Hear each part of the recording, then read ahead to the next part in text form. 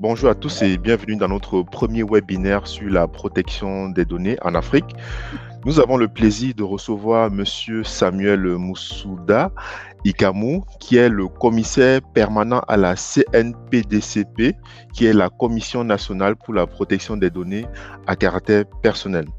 Avant de commencer ce webinaire, nous allons laisser la parole à Monsieur Samuel, de commissaire permanent, pour se présenter rapidement. Alors, merci pour l'invitation et l'honneur que vous faites à la CNDCP du Gabon de prendre part à ce webinaire. Alors, je suis Samuel Moussounda Ikamou. Je suis commissaire permanent à la CNDCP. Je suis juriste de formation et spécialisé en gestion des télécommunications. D'accord, merci. Nous sommes également accompagnés de Madame Stella Manga-Chesnec, qui est Data Protection Manager. Elle va également se présenter rapidement. Bonjour Stella. Bonjour Jules Hervé, bonjour Monsieur Samuel.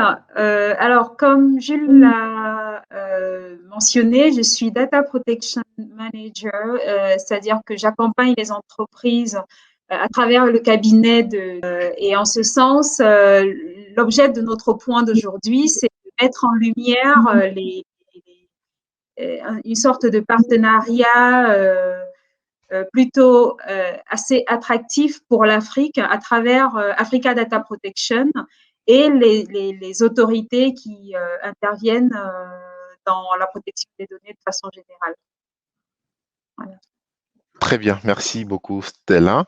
Donc moi je suis Jules Hervé Imemi, je suis le fondateur justement d'Africa Data Protection, qui est une plateforme d'information sur la protection des données, et je suis également juriste délégué à la protection des données au sein d'un groupe d'assurance en région parisienne. Donc l'objectif de ce webinaire est de traiter de la protection des données à caractère personnel au Gabon à travers les enjeux et les perspectives. Ce webinaire se déroulera en deux parties. Nous allons premièrement parler des enjeux de la protection des données personnelles au Gabon, et ensuite nous parlerons des perspectives de la protection des données personnelles au Gabon. Concernant la première partie, Monsieur Samuel, quelles sont les missions et pouvoirs de votre autorité de contrôle? Alors, merci. Très rapidement, je voudrais me permettre de faire rapidement une petite genèse par rapport à l'introduction de la loi relative à la protection des données au Gabon.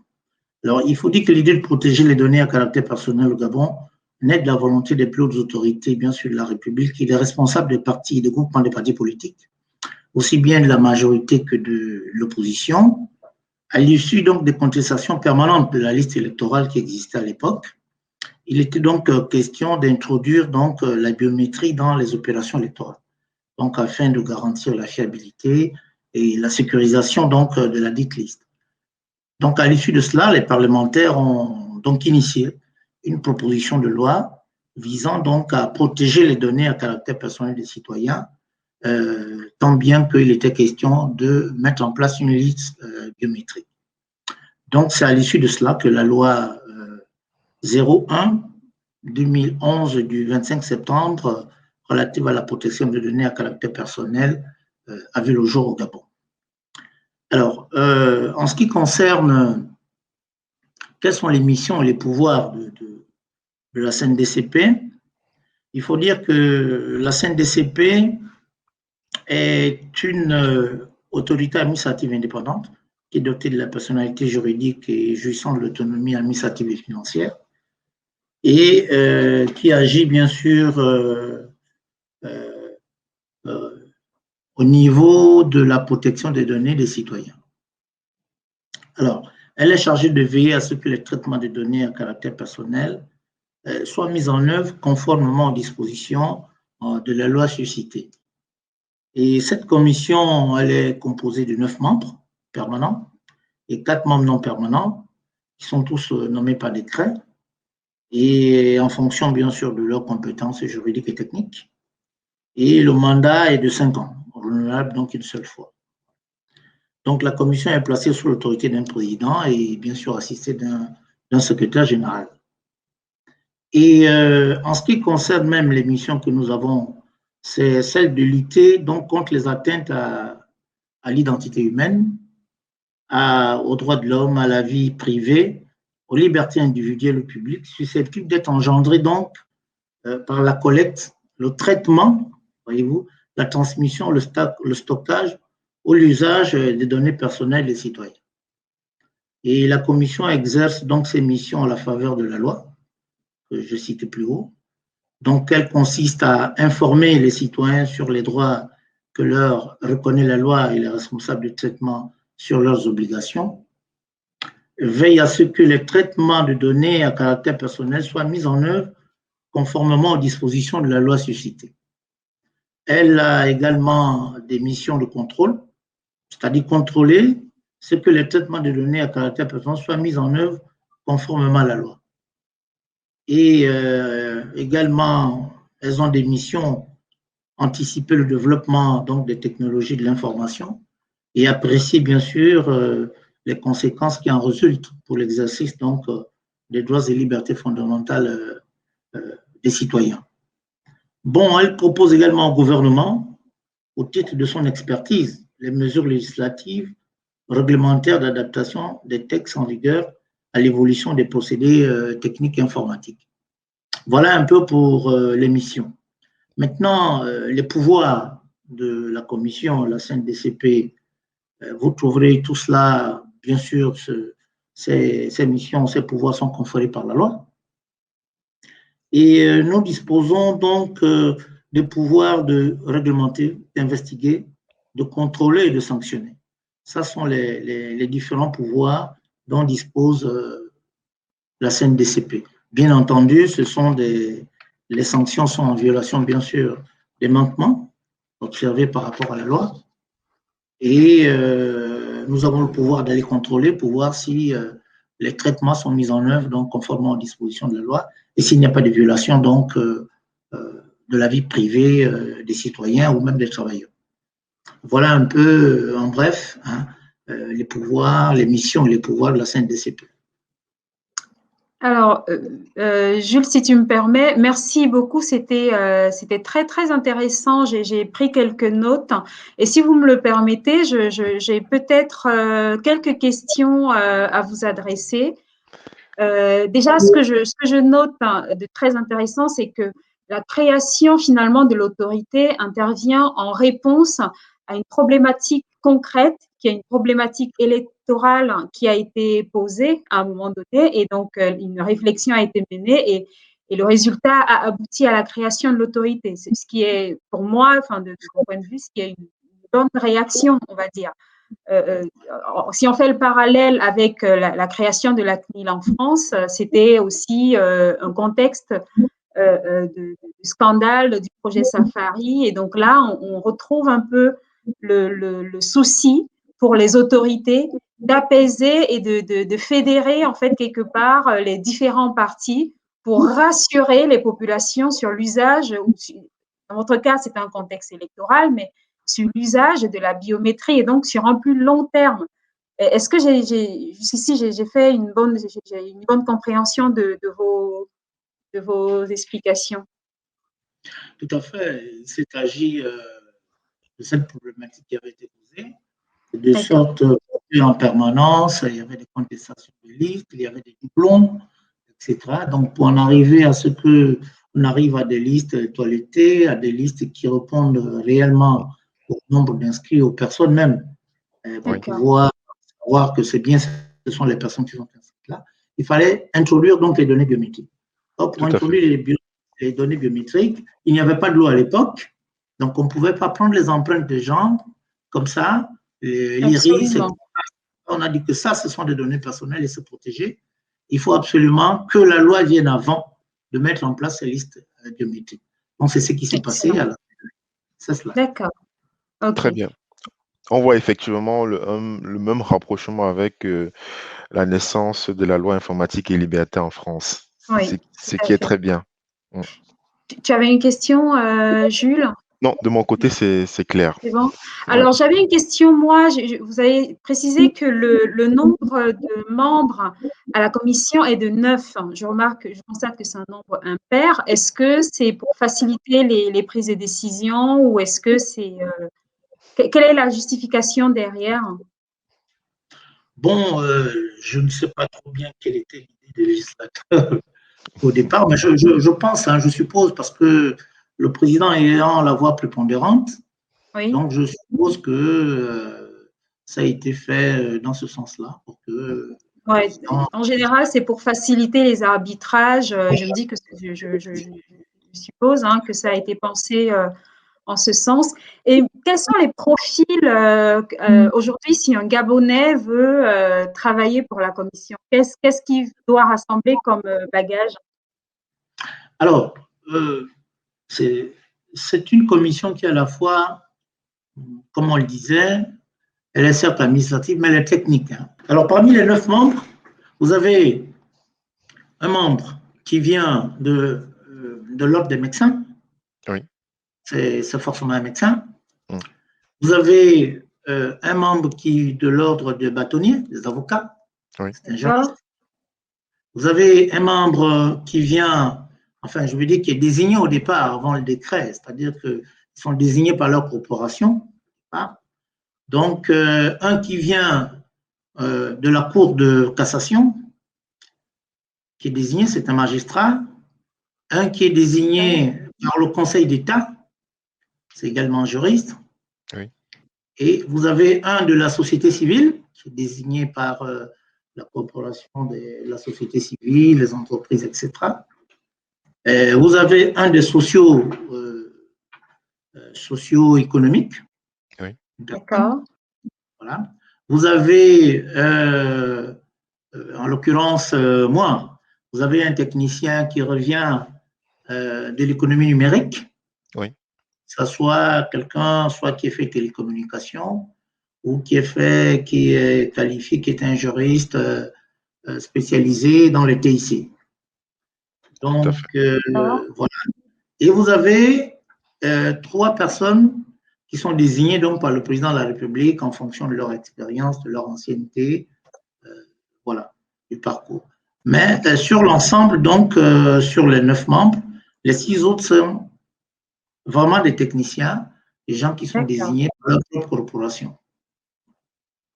Et est-ce que, en dehors de ces membres, de ces 9 membres qui constituent en fait le noyau de la commission, est-ce que vous avez par exemple des juristes, des stagiaires, toutes les autres tâches du quotidien, enfin, des petites mains, entre guillemets, sans vouloir être péjorative, toutes les autres tâches du quotidien, comment est-ce qu'elles sont? Est-ce que vous avez une équipe qui supporte le noyau dur? Absolument. Il faut d'abord dire qu'à côté des 9 membres, il y a 4 autres membres non permanents, qui sont non permanents, c'est-à-dire qu'ils ne prennent pas de décision, ils peuvent participer au débat et apporter leurs idées. Il s'agit des représentants du gouvernement qui est là. Il y a un représentant des 2 parlements, voilà, et un de la société civile. Donc, eux, ils sont non permanents, mais ils assistent. Voilà. Alors, vous avez la structure, ensuite, vous avez un secrétariat général, vous avez une direction des affaires juridiques, vous avez une direction de l'expertise informatique, et vous avez une direction administrative, bien sûr, et financière, qui gère également le personnel. Ça, c'est les 2 pans. Hein. Et vous avez, bien entendu, une direction de la communication pour les sensibilisations, etc. Et bien sûr, on a un secrétariat général. Voilà. Et là, ce sont des hommes de terrain, ce sont des spécialistes. La direction de l'informatique, si elle doit être pourvue, ce sont vraiment que des techniciens dans cette direction. Et il en est ainsi de la direction des affaires juridiques. Voilà. D'accord. Donc, là, c'est notre noyau technique du point de vue juridique, etc. Et l'autre, c'est l'expertise informatique. Qui gère. Donc, c'est les 2 piliers, si vous voulez bien. Ensuite, il y a bien sûr. OK. Alors, juste 2 dernières questions, parce que c'est super intéressant. Et puis, les autres pays africains pourraient en prendre de la graine pour ceux qui ne sont pas encore mis en ordre de marche. Oui, Sur le statut autorité administrative indépendante. On est d'accord qu'elle est indépendante de tout pouvoir exécutif, législatif ou judiciaire, c'est bien cela? Ah oui, c'est-à-dire Oui. que il faut dire que c'est inscrit dans la loi, hein. oui, D'accord, Voilà, c'est inscrit dans ok. la loi. Je Et fais un c'est petit bien clin d'œil que- à certains pays qui se reconnaîtront. Alors, est-ce que l'hypothèse d'une, je ne sais pas, parce que je fais toujours le parallèle avec l'Occident, l'État ne peut pas être sanctionné, mais par contre, l'État, enfin la CNIL peut quand même envoyer des rappels à l'ordre à certains gouvernements, par exemple le gouvernement, enfin le ministère, à certains ministères, pardon, par exemple le ministère de la Défense, notamment sur la problématique des radars, etc. Est-ce qu'on peut arriver à ce genre d'hypothèse où, je ne sais pas, l'autorité gabonaise pourrait rappeler au ministère de la Santé que certaines données sensibles devraient être mieux protégées? Est-ce que le challenge peut aller jusque-là? Ah non, pas qu'il peut aller, il va jusque-là, puisque Très bien. par la suite de notre entretien, vous allez voir que au niveau des perspectives, au niveau de ce qui a été fait, et même au niveau des sanctions, je vais vous les décliner, oui, nous agissons, hein. C'est bien écrit que la CNDCP dispose de pouvoirs étendus, hein, de Oui. contrôle de la régularité des traitements automatisés.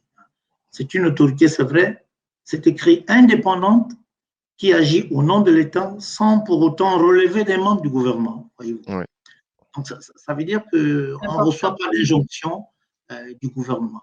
Nous C'est accompagnons hyper le important. gouvernement, voilà, nous les aidons. On sait que un certain nombre de textes ou les prises de position du point de vue législatif et réglementaire soient faites en phase avec la protection des données des citoyens. Donc, nous accompagnons l'État à ce qu'il prenne les bonnes mesures. Et maintenant, nous agissons bien sûr également aussi en amont en termes de conseils, parce que nous sommes également conseillers de l'État, conseillers des citoyens, de tout le monde, oui. pour qu'ils prennent conscience de cela. Nous avons été, il y a encore à la journée du 28 janvier, à l'occasion de la journée internationale de la protection des La données. protection, oui. Donc, en marge de cela, nous organisons des sensibilisations. À cette occasion, nous avons été, bien sûr, au niveau nous avons réuni l'ensemble des responsables des 3 grands centres hospitaliers pour, justement, à l'occasion de la Covid, leur dire comment faire attention avec les données à caractère personnel, comment faire avec les données relatives à la santé. Oui. Donc, nous avons tenu un séminaire, nous avons attiré leur attention, il s'est très, très bien passé. On a échangé énormément. Nous avons attiré l'attention de l'autorité principale, c'est-à-dire que le ministre de la Santé est informé. Oui. Et vous voyez que pour pouvoir disposer de la salle au niveau des centres hospitaliers et universitaires, il faut avoir l'accord du gouvernement. Ils l'ont donné parce qu'ils savaient que c'est quelque chose de très important. Nous avons échangé et sensibilisé par rapport à la COVID. Donc, par rapport, il y a un peu le maximum, le flux de données qui sont collectées, hein, n'est-ce pas, sur les patients, etc., à l'occasion de la COVID.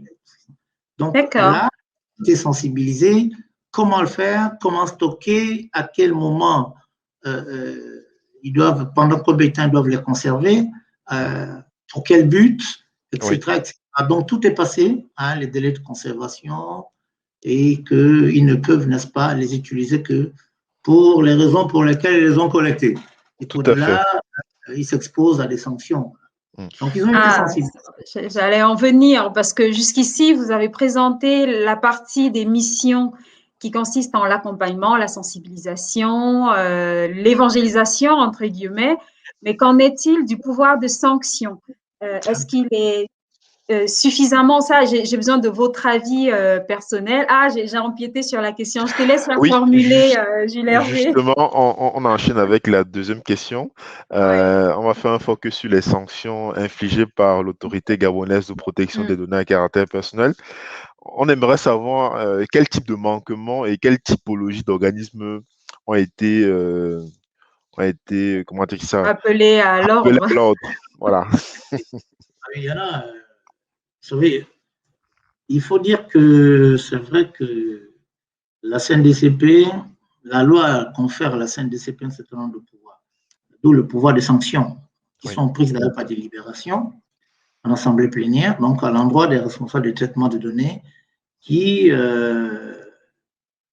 agissent en marge de la loi. Donc, c'est dans cette optique que la commission réunie à l'Assemblée a prononcé à l'encontre d'un certain nombre de responsables de traitement des sanctions qui ont été prises. Je vous prends un exemple. Nous avons sanctionné les entreprises privées et publiques. D'accord. Nous avons donné des avertissements. Oui. Je vous arrête un instant. C'est très intéressant ce que vous venez de dire. Vous avez sanctionné les entreprises publiques, c'est-à-dire que l'autorité peut aussi sanctionner des émanations de l'État, c'est bien ça? C'est bien cela. Nous avons, je vous prends un exemple, la Caisse nationale de sécurité sociale, qui est une personne morale de droit privé assurant une mission de service public, a écopé d'une sanction administrative, notamment un avertissement avec injonction de régulariser sa situation administrative. Pourquoi? Parce qu'en effet, c'est par communiqué de presse de la CNSS que la commission a pris connaissance de la mise en œuvre d'un traitement relatif à l'enrôlement biométrique de retraités. Oui.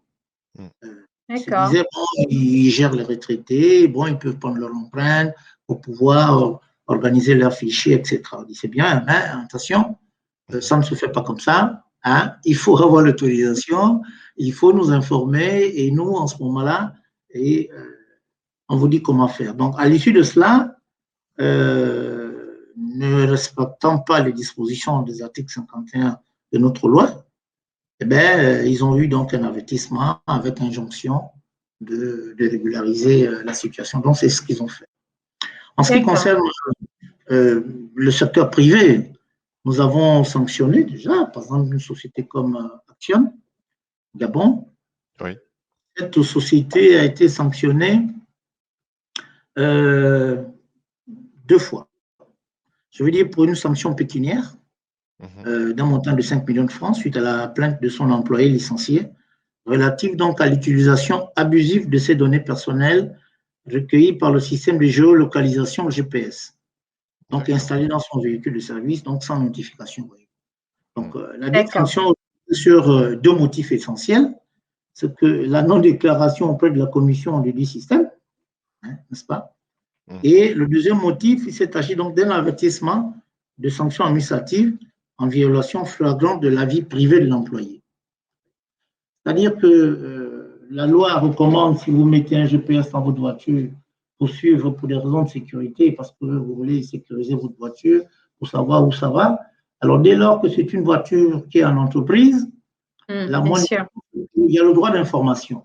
Oui, l'ensemble du personnel dit, attention, les voitures que vous utilisez, n'est-ce pas, disposent d'un GPS et que vous êtes suivi. Oui. Et que les dispositions disent aussi qu'en dehors des heures de service, il faut débrancher. Absolument, oui. Absolument. Ben voilà. Donc, lorsque ça reste branché, le type, vous l'avez autorisé à aller avec les voitures de service chez lui, et que vous utilisez ça pour dire les informations que vous recevez du GPS, pour dire vous étiez à tel endroit, tel endroit, tel endroit, en dehors des heures de service, en ce moment-là, ils étaient en faute. Donc, il y a eu violation de sa vie privée, et que vous n'avez pas le droit de le suivre au-delà. Cette entreprise donc a été sanctionnée sévèrement, et que, je vais dire, la délibération que nous avons rendue a permis à l'employé d'attaquer justement l'entreprise au niveau des tribunaux du travail. Oui. D'accord. Donc, nous avons sanctionné à un autre niveau en disant qu'il y avait flagration, bien sûr, une violation flagrante de la vie privée. Oui. Donc, les sanctions, nous prenons des sanctions, voilà, et nous continuons en ce moment, mais notre principal, je vais dire, devoir est d'abord d'informer, et d'informer au maximum, parce que c'est une loi mal connue, il faut le reconnaître. Et comme c'est un nouveau domaine d'action en Afrique, dans nos pays, Et donc, il faut sensibiliser et informer au maximum avant, bien sûr, de penser à une sanction quelconque. Absolument. Et en parlant de sensibilisation, quelles sont les actions concrètes que vous mettez en place? Vous avez parlé, vous faites quand même de la communication lors des événements ponctuels, Journée mondiale de la protection des données, etc. Est-ce que ça va jusqu'à des diffusions sur les chaînes de télé? Parce que pour informer le Gabonais moyen, finalement, il faudrait que ce soit via des canaux qu'il côtoie tous les jours. Est-ce que votre action de sensibilisation va jusque-là? Tout à fait. Nous empruntons les canaux habituels qui sont là, les canaux de sensibilisation. Nous avons des flyers, nous avons la télé. Nous passons des spots qui passent à la télé. Oui. Et c'est dommage parce que si vous aviez, nous avons un site. Et oui, on a notre site. Vous pouvez retrouver pas mal d'informations, la sensibilisation, même notre rapport d'action, n'est-ce pas? Nous avons un rapport annuel qui est déposé, vous pouvez le consulter, Oui. qui est rendu, présenté au Premier ministre, au Président de la République et aux parlementaires, voyez-vous. Donc, nous sensibilisons à travers la télé, nous sensibilisons à travers la presse, et nous allons auprès des établissements. Tout récemment, nous avons fait le tour des établissements, l'année passée, le tour des établissements, c'est-à-dire les établissements supérieurs et secondaires, les lycées, pour sensibiliser, n'est-ce pas, les jeunes sur l'utilisation des réseaux sociaux, sur le danger qu'il y a, n'est-ce pas, à travers l'utilisation des données personnelles dans les réseaux sociaux. Dans ces enjeux-là, nous avons tenu beaucoup de sensibilisation. Nous avons été à l'intérieur du pays également, notamment à Port-Gentil, qui est une zone industrielle, qui est la capitale économique où il y a beaucoup d'entreprises, pour sensibiliser les responsables de traitement sur l'importance, n'est-ce pas, des données des travailleurs dont ils disposent. Et qu'il y a un certain nombre d'obligations qu'ils ont et que leurs travailleurs n'ont que des droits et qu'ils doivent faire très, très attention quant à l'utilisation des données personnelles de leurs personnels. On voit très bien que la loi est appliquée et c'est une bonne chose. Voilà. Tout à fait. On va passer à la deuxième partie sur la perspective, sur les perspectives de la protection des données personnelles au Gabon. Je vais laisser la parole à ma collègue Stella pour enchaîner sur les questions. Justement, c'est à laquelle je pensais quand vous avez égrené plutôt toutes les actions de sensibilisation. Quel est votre programme pour 2021? Aujourd'hui, nous sommes en mars, nous sommes en début mars. Quelle est votre checklist 2021? Nous sommes très curieux. Oui. Écoutez, la checklist est faite dans le cadre déjà du programme annuel que nous mettons en place. Donc, est inscrit dans ce programme, c'est-à-dire nous avons fondamentalement une mission qui est transversale et dont on ne peut se départir, c'est celle d'intensifier donc les missions d'information et de sensibilisation. Ça, nous faisons ça tout le long de l'année et je dirais même en permanence parce que c'est notre mission première. D'accord. Ensuite, nous allons organiser pour cette année beaucoup de missions de contrôle auprès des responsables de traitement parce que au niveau des responsables de traitement en tant qu'entreprise, secteur privé, c'est plus ou moins connu. Et au niveau du secteur public, nous allons intensifier parce que nous avons décidé cette année de mettre l'accent, n'est-ce pas, au niveau du secteur public, c'est-à-dire les responsables des établissements publics, les lycées, les collèges, les hôpitaux, les ministères. Voilà, c'est un gros chantier, hein. Va falloir recruter pour pouvoir. Un gros chantier parce que, voyez-vous, l'utilisation des caméras, etc., à travers la ville. C'est ça. Il y a des débordements. Alors, il y a des normes, n'est-ce pas, qui sont établies pour pouvoir, n'est-ce pas, utiliser les caméras, pour pouvoir fixer, prendre les informations des citoyens. Il faut des normes. C'est pas parce que vous êtes une autorité publique. On a à l'exemple des responsables, par exemple, des établissements publics des lycées. On leur a dit que si vous conservez les notes, les photos des enfants, des élèves, etc., il faut prendre soin de bien les conserver. C'est ça. Bien sûr. Il faut prendre soin de bien les conserver et que les données, telles que même les notes des enfants, sont personnelles. Voyez-vous. Bien sûr, bien sûr. Parce que si ça se retrouve sur la place publique, ça peut être exploité à d'autres fins. Donc, on leur a demandé, il faut bien les conserver, vous avez intérêt à ce que vous les sécurisez, etc., etc. Et que lorsque vous avez des canaux de communication dans les sites que vous créez, hein, n'est-ce pas, des groupes pour pouvoir communiquer, là aussi, il y a des normes, parce qu'il ne s'agit pas de créer un groupe où on met les élèves, les parents, bon, on communique les notes, etc., etc. C'est encadré comme ça. Donc, nous sommes en train de nous battre. Cette année, on veut mettre l'accent donc au niveau du secteur public et où d'accord. nous avons vraiment un encadrement. Très bien. Et quand je parlais des moyens, c'était une vraie question, en ce sens que, est-ce que vous avez des agents de contrôle? Qui réalise les contrôles sur le terrain? Alors, il faut dire que sur ce plan-là, nous sommes en train d'étoffer les équipes. D'accord. Nous sommes en train de nous mettre en phase avec. Nous avons un partenaire hein, qui est la CNIL, c'est le partenaire principal, pour plusieurs raisons hein, que vous connaissez, pour des raisons de langue, etc. Oui. Et nous nous rendons souvent en France à la CNIL pour pouvoir essayer d'harmoniser, hein, afin de mettre un peu au niveau standard internationaux, soit nos méthodes de travail. Oui. Donc, ça se voit, hein, ça se voit dans votre approche, on voit bien que le niveau est quand même équivalent à ce qui est pratiqué en France. Donc, ça se voit suffisamment. Oui. Donc, nous avons des missions de formation qui sont programmées cette année. Nous avons la mise en place d'un laboratoire de veille technologique. Et nous sommes nous sommes inscrits dans le pipeline de la Banque mondiale, avec la Banque mondiale dans le projet IGABON. Oui. Nous travaillons dessus depuis bientôt 2 ans et je peux dire que les financements ont été plus ou moins acceptés et accordés par les responsables au niveau de la Banque mondiale. On attend la concrétisation de la signature avec l'État gabonais de ces financements qui viendra à travers le projet IGABON. Donc, pour la mise en place du laboratoire, ça va inclure également la formation, le matériel, le contrôle qui va être accru, qui sera plus performant parce qu'on va attaquer à distance. Voyez-vous, on n'a pas se déplacer toujours. Bien.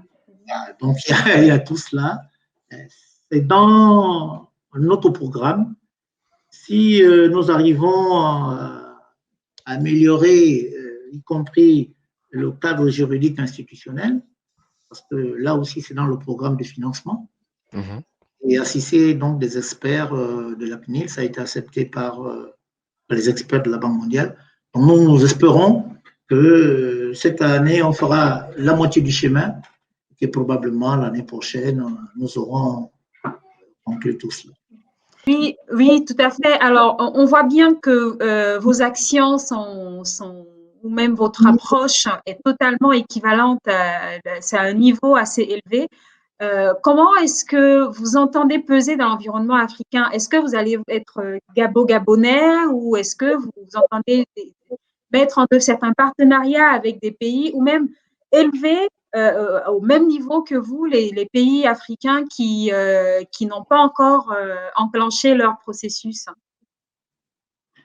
Oui, alors, il faut dire que comment nous entendons peser dans l'environnement africain? Bon, il faut commencer par intégrer d'abord toutes les organisations régionales, sous-régionales, voire continentales, donc en relation avec les problèmes de protection de données. Il faut bien sûr organiser des colloques ou des séminaires inter-États africains dans le but de susciter donc l'adhésion des États qui ne disposent pas encore d'une loi ou d'une autorité de données à caractère personnel. Oui. Oui. Maintenant, ça, nous allons le faire. Et nous pensons que déjà dans la sous-région, bon, on essaye d'étirer et de parrainer certains pays. Par exemple, à l'égard du Cameroun, je veux dire, Oui, il n'a pas encore une autorité de protection des données. Pour le moment, là-bas, c'est l'ARCEP, hein, qui oui, essaye d'assurer, hein, donc le régulateur des communications électroniques là-bas, qui essaie de jouer ce rôle pour. Tout à fait. Voilà. Alors, mais le principe est qu'il y a des normes pour adhérer aux organismes à l'international. Il faut disposer d'une loi, il faut disposer d'une autorité de protection des données et surtout avoir vraiment ce caractère indépendant. C'est oui. très important. Voilà, pour pouvoir Absolument. voilà, aux organismes à l'international. Donc, dans la sous-région, le Gabon est l'un des rares, sinon le seul pays qui dispose d'une loi et d'une autorité. Tout à fait. Et c'est bon, c'est bien dommage, mais nous essayons de tirer également les collègues africains pour qu'ils mettent en place également une loi et une autorité Tout pour est- pouvoir arriver Oui, après à une harmonisation. Parce que pour le moment, si vous êtes seul, ben, vous pouvez rien harmoniser c'est avec. clair. Tout à fait. C'est une parfaite transition avec Oui, la question qui va suivre. Voilà, on dit souvent qu'il faut viser la Lune pour espérer atterrir dans les étoiles. Est-ce que, à votre avis, on pourrait rêver sur le même principe que le WADA, hein, avoir un dispositif je- africain? Vous C'est, pouvez c'est, c'est, répondre en tant que vous pouvez répondre avec votre casquette de citoyen aussi, hein. Donc, ouais. il faut dire que c'est envisageable. Cependant, il faut que la majorité des pays africains se dotent d'abord d'une loi et d'une autorité de protection. bien entendu, oui. Oui, La deuxième chose, il faut qu'ils adhèrent aux instruments régionaux et internationaux en matière donc tels que par exemple la Convention de l'Union africaine Oui, sur la cybersécurité et la sécurité. protection oui, qui est appelée donc la Convention de Malabo. Oui, Et cette convention traite bien sûr des questions des données personnelles et des cybersécurités, hein, au niveau de l'Afrique. Voyez-vous. Vous pouvez la retrouver bien sûr sur le site de l'Union africaine. oui. Donc, cette convention est signée par plusieurs États et certains l'ont ratifiée. Bon, beaucoup ne l'ont pas encore ratifiée parce qu'ils se disent qu'ils n'ont pas de loi locale. Et pour ceux qui disposent d'une loi au niveau local, il faut l'adapter. Il faut oui, regarder comment cela peut être compatible. Donc, c'est une bonne chose parce que c'est une très, très bonne convention qui est quand même d'avant-garde, où il y a pas mal de choses, et nous, qui nous donne satisfaction. Donc, je crois que à l'échelle, vous voyez, déjà africaine, nous avons donc déjà quelques instruments sur lesquels on peut se reposer. Oui. Et l'idéal, donc, serait d'arriver à ce que le maximum de personnes, je veux dire, de pays disposent de lois pour pouvoir arriver à bien appliquer cet instrument qui peut être donc un dispositif africain et qui y est d'ailleurs. Mm, mm. J'ai une dernière question. Est-ce que vous envisagez faire évoluer votre loi sur la protection des données? Parce qu'en Europe, par exemple, on parle de nouveaux droits, notamment le droit à la portabilité des données. Est-ce que c'est envisagé du côté du Alors, Gabon? je ne veux pas, vous surprendre, mais je vous dirais que aussi bien la portabilité, l'effacement, tout ça nouveau droit qui renforce Oui, les droits de la mhm, personne concernée. Euh, nous avons pris en compte, nous avons en ce moment en souffrance, je dirais peut-être, une modification de notre loi d'accord, qui a introduit justement la portabilité des données, l'effacement, le droit à l'oubli, etc., que nous avons introduit. d'accord. Et voilà, donc il se trouve un peu en souffrance, je dirais peut-être, au niveau de l'Assemblée nationale. Voilà. Mais nous avons justement tenu à ce que nous essayons d'harmoniser à chaque fois mhm. qu'il y a une élection. Nous sommes membres de plusieurs réseaux, le réseau africain, les autorités de protection des données, Oui. Nous sommes membres également du GPA international.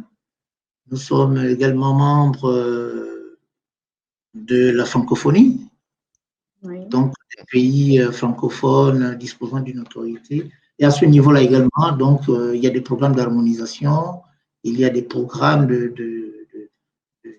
mise en forme, si vous voulez bien, au niveau des standards internationaux. Donc, à chaque fois qu'il y a évolution de la loi, nous essayons de suivre pour pouvoir s'arrimer cela. Ok, très bien. De mon côté, c'est clair, hein. Voilà, c'est très intéressant. C'était très riche. Nous vous remercions, mais sincèrement, Oui, on espère que ce n'est que le début d'une longue série de webinaires et surtout que ça puisse impulser les autres pays africains en s'inspirant de votre modèle et de toujours mettre en toile de fond la protection des données des personnes, que ce soit vraiment le leitmotiv et que ça drive toutes les actions, toutes les initiatives mises en œuvre. En tout oui. cas, merci beaucoup pour Merci encore d'avoir accepté cette invitation. On va continuer avec d'autres pays africains dans le rythme de la protection des données sur le continent, notre très cher continent africain. Oui. Merci beaucoup, Monsieur Merci beaucoup. Moussanda.